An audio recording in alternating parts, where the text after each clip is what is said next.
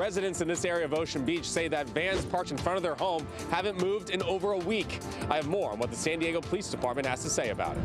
The El Cajon Police Department shows off one of its newest additions to ensure canine officers are safe.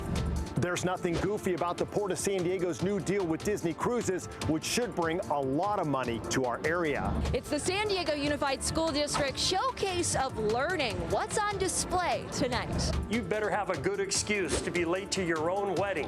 Why this groom was in the emergency room.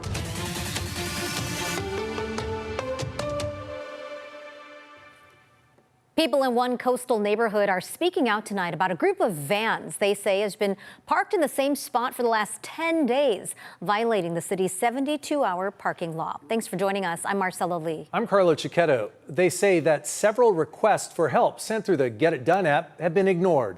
News 8's Alex Cheney talked to the neighbors and the San Diego Police Department. He joins us now live from Ocean Beach with what he's learned. Alex? Yeah, Carlo, I talked to lots of frustrated neighbors today. So the area that I'm in, think of the main drag in Ocean Beach, Newport Avenue. This is just 1 block away from it. And the area is actually the parking spots that you can see with the brown truck and sort of the more high profile white truck over there.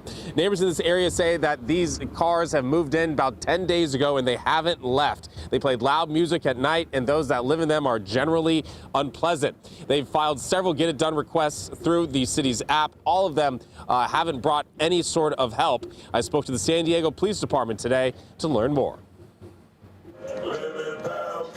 Imagine coming home to this. Loud music all night, animals running around, and a general bad attitude. All different walks of life. Michelle and his wife Jordana say it's the reality for them and their neighbors in Ocean Beach. I get up at 4 a.m. and I don't get to bed now till like 11, 12 because I can't sleep with all this noise. They first noticed the vans in the area back on April 1st, and now they've been taking up the parking spots right in front of their house starting on Sunday, April 19th, and haven't moved since. There's people that pay rent here, and we can't even park in front of our own houses because there's all these vans and people doing, who knows what in front of our houses. One woman who lives a couple doors down said she's been threatened by the men living in the vans. You look like someone I should punch in the face, other vulgarities. And I stopped and I kind of turned around and I said, really? Like a woman? You're going to punch a woman in the face? And he goes, yeah, the next time I see you, I'm going to punch you in the face. I spoke to the San Diego Police Department today about this. They sent us a lengthy statement about how enforcement is supposed to work, but did not specifically address the complaints of the residents we spoke to. SDPD said if a vehicle moves even 1 block and comes back, they're not in violation of the 72-hour rule anymore. They say officers will make a chalk mark on the vehicle's tire to see if it's moved within the 72-hour window. Meanwhile, residents want the city to do more and protect their neighborhood. It's just not fair. We live here, we pay taxes here, we try and be part of this community, and we can't park here in front of our own house. The San Diego Police Department encourages the community to send in requests through the Get It Done app and also contact your community resource officer. This one would be the Western Division for any sort of help with these issues. Reporting live, I'm Alex Cheney, News 8.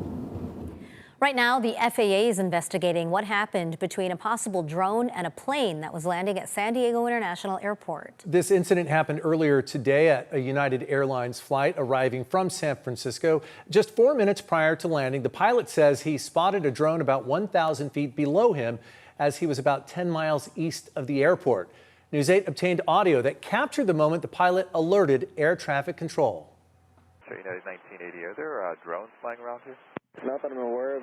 I believe I just saw like a red small object, like about 1,000 feet below us to our right. And we had drone probably at around 3,000 feet. The flight was carrying 49 passengers and 6 crew members at the time and landed safely. United Airlines tells us their maintenance team found no damage after thoroughly inspecting the aircraft. The plane's now back in the air, continuing on its flight schedule. Tonight, a major Supreme Court ruling on voting rights is now having a direct impact here in California as a legal battle over the state's congressional maps picks up new momentum. Opponents of Proposition 50 say the decision could strengthen their case as the fight over how districts are drawn heads back to court. News 8 political reporter Jenny Ha has been following this story and breaks down what it means. In January, the Supreme Court denied an emergency request by California Republicans to halt the implementation of Prop 50 maps. That request was denied, though the larger case on the constitutionality of the maps is still ongoing. Today, these opponents tell me they have new momentum. What the Supreme Court has actually done emboldens our case. Republican Assemblymember David Tongipaw has emerged as a leading voice in the No on Prop 50 movement and a lawsuit challenging the temporary redrawing of California's congressional maps. These new maps could benefit Democrats by giving them a 5-seat advantage. You can't just say, well, that area is dominated by Latinos, I'm going to make a Latino district. You can't just say that that area is dominated by black people, I'm going to make a black district. That's the argument, that the redrawn maps unconstitutionally use race to advance political interests, favoring Hispanic and Latino voters in gerrymandering. Though California Democrats have argued and the courts have upheld, it was partisan redistricting, a political counter to Texas's mid-decade redistricting to give Republicans 5 more seats. They've been unsuccessful to this point, and I expect them to continue to be unsuccessful into the future. But with the Supreme Court ruling 6-3 to narrow how Section 2 of the Voting Rights Act can be applied even in cases meant to help minority voters, opponents of Prop 50 believe the justices would have to rule against Prop 50 should it be proved race played a key factor in drawing the maps. The Supreme Court made California's maps even more suspect because it said you can't draw lines based on race, and all the things the court described are exactly what California did. Christian Adams is president of the conservative, election integrity-focused Public Interest Legal Foundation. His Prop 50 lawsuit has been consolidated with that of Tongipaw and the California Republican Party. This ruling could provide a little oomph to the proponents of that litigation.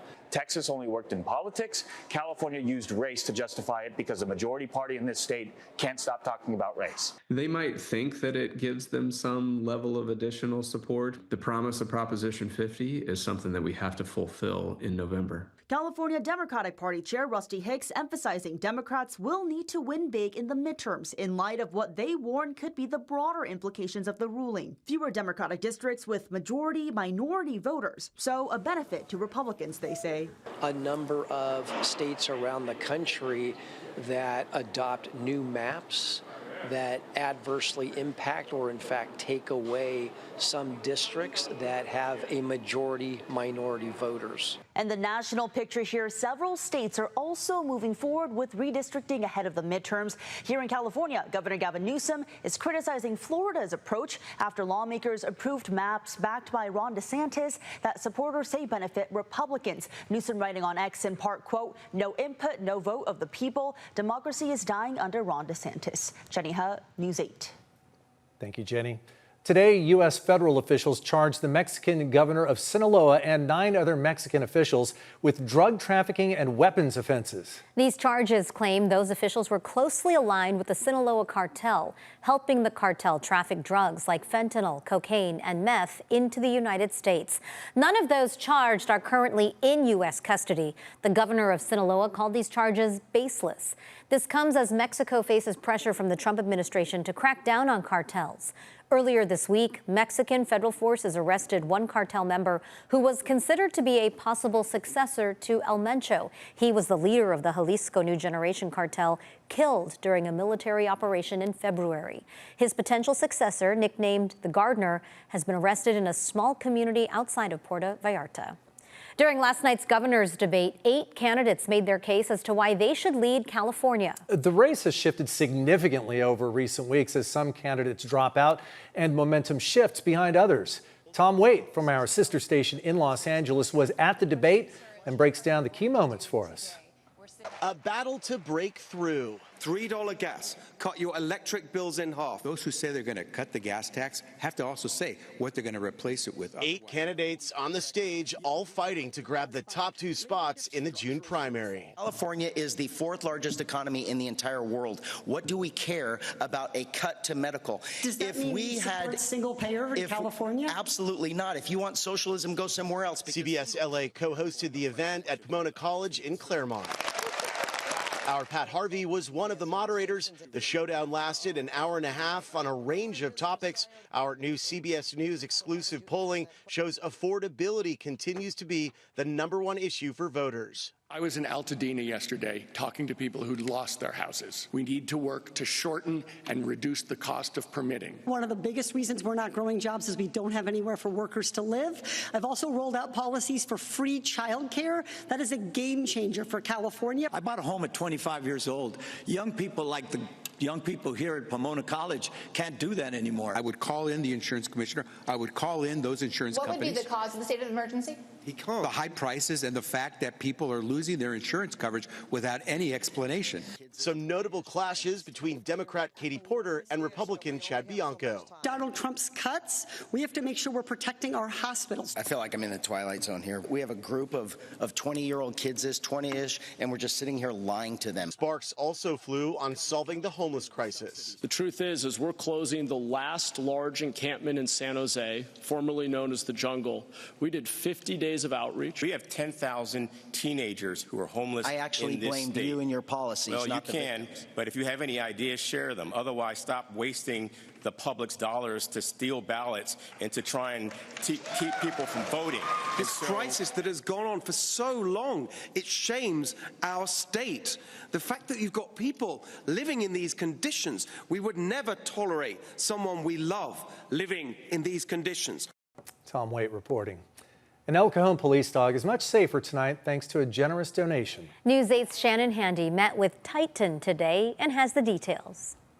Titan was given this brand new bullet and stab protective vest. It's crucial given the types of situations he faces. The Titan is a 3.5-year-old Belgian Malinois.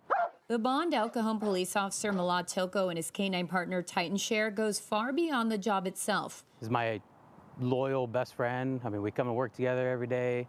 We go home together. He relies on me and I rely on him. The two have been teamed up since last year, and in that time, Titan has been sent into situations where his life was at risk. We deal with very dangerous people, and sometimes our dogs are front of the line most of those times. In 2022, Officer Toko was there when fellow canine officer Jester was stabbed in the line of duty. Jester survived, but the incident left a lasting impression. Your heart drops almost. It's tough to see the handler or the dog you see in action every day that saves us, saves the public, go down and not really knowing what's going on. Unlike their human partners, canines aren't always issued protective vests. Good boy. Keeping Titan's safety in mind, the department applied for a grant through Vested Interest in Canines, a nonprofit that donates bullet and stab protective vests to working dogs across the country. The vests weigh 4 to 5 pounds and cost about $1,800. Last week, Titan received his, custom made to fit him. How it works is you apply for it and send them your measurements and your biography about you as a handler and your dog. Titan is still getting used to wearing it. And I'm encouraging him with toys and rewards, so he's slowly getting accumulated to it. El Cajon Police has 3 canines. Titan is now the only one with a vest, something Officer Tilko hopes will change. I wouldn't like to go in service without my vest, and I see it the same way with my partner. For more information on the nonprofit, including how to sponsor a vest, visit CBS8.com. Shannon Handy. Bye, Titan. News 8. Thanks, Shannon.